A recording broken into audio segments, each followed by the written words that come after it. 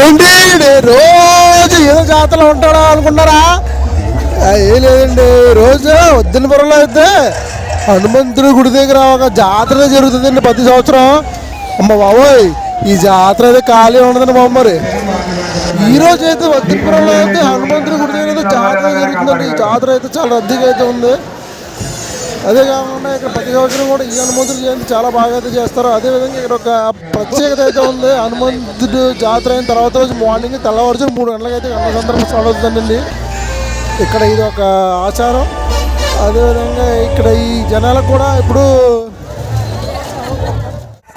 మరి ఈ వద్దంటుకోవడం జాతర మీరు ఎవరైతే కామెంట్ చేయండి.